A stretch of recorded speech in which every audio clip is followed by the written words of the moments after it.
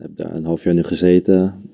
Nou, niet genoeg gespeeld, dus daarom ben ik nu terug hier. Nah, oke, teman-teman, kali ini saya akan kembali lagi yang membahas mengenai kabar terbaru dari timnas Indonesia, dan di sini pun saya akan fokus yang mengenai updatean mengenai pemanggilan yang ini sangat mengejutkan, yakni sosok Nathan Choaon.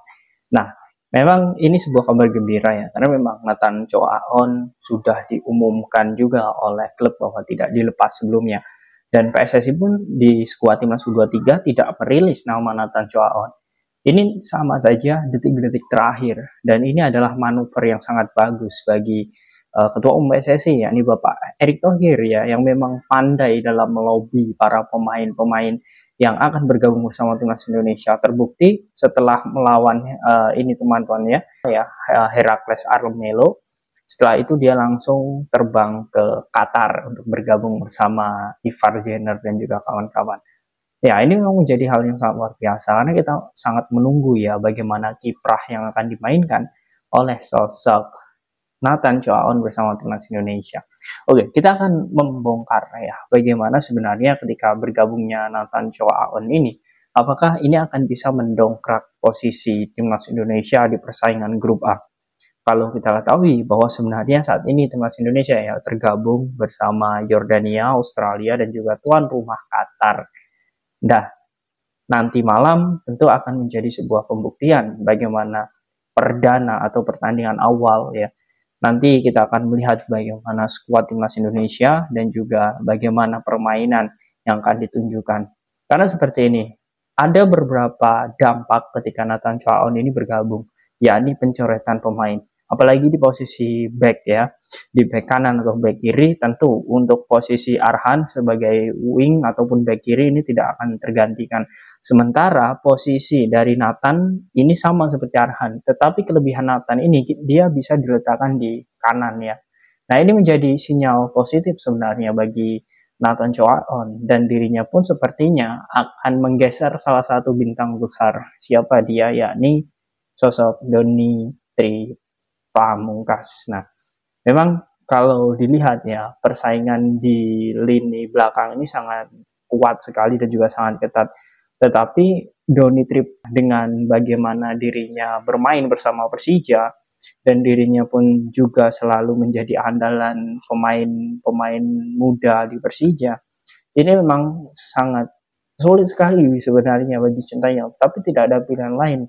Karena memang Nathan saat ini secara pengalaman dan juga jam terbang dia sudah dapat, dan Nathan ini adalah potensi yang sangat bagus. Akhirnya dirinya pun juga kemarin saat melawan Heracles Almelo juga diturunkan saat Henry Finn menang 2-0, dan secara kapasitas dan juga performa saat ini dia sedang di tren positif. Nah, ini menunjukkan bahwa sebenarnya sosok Nathan ini sangat ditunggu-tunggu bagaimana penampilannya. Dan mengenai peluang timnas Indonesia ya untuk bisa melaju ke babak selanjutnya hingga 8 besar, itu memang masih memiliki peluang. Apalagi seperti pelatih Yordania, kemudian pelatih Australia pun, dua pelatih ini ya sepakat sama-sama mewaspadai timnas Indonesia. Karena track recordnya sudah bagus sekali. Ini dilihat dari Piala Asia kemarin, karena rata-rata pemain timnas yang saat ini berlaga di U23 ini adalah pemain-pemain senior.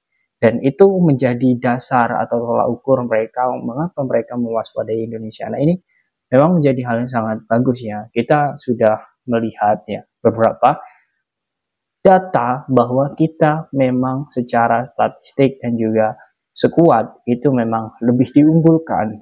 Tetapi lagi-lagi kita tidak boleh jumawa dengan hal ini.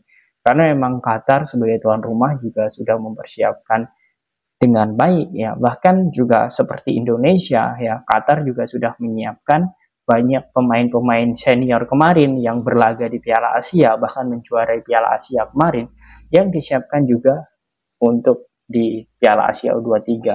Karena tujuannya jelas, yakni bagaimana bisa mengangkat piala dan lolos di Olimpiade Paris.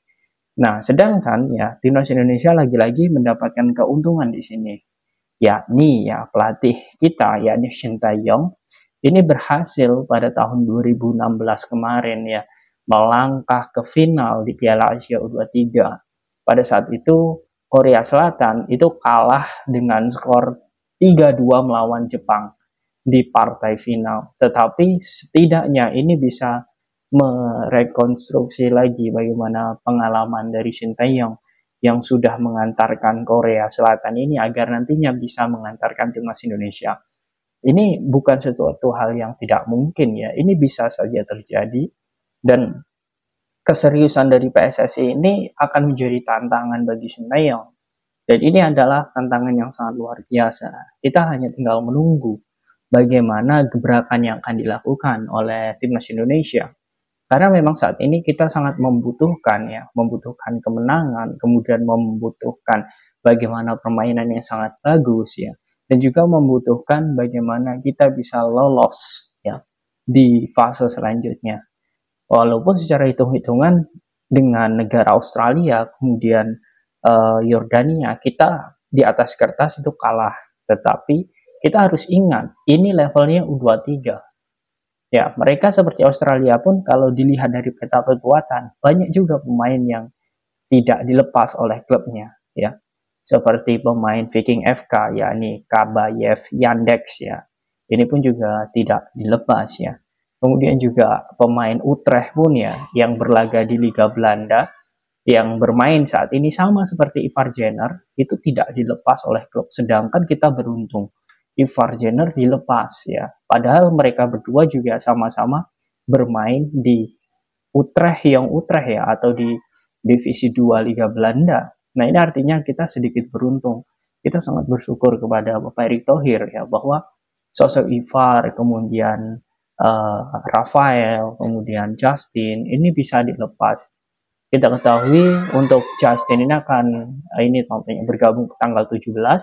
Kemudian Nathan ini sudah terbang sekarang ke Qatar, mungkin besok ya tanggal 15 itu sudah sampai, dan kita akan tinggal menunggu saja bagaimana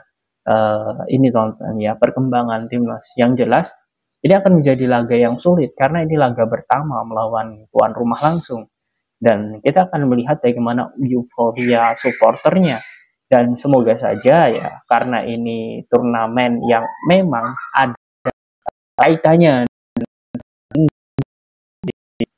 kan oleh PSSI, tentu semoga saja supporter yang ada di Qatar ini juga memenuhi stadion.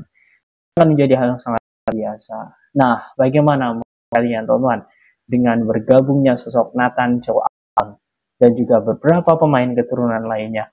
Apakah kalian yakin nantinya timnas Indonesia mampu untuk bisa lolos di 8 hingga 4 besar? Silahkan kalian tulis di kolom komentar.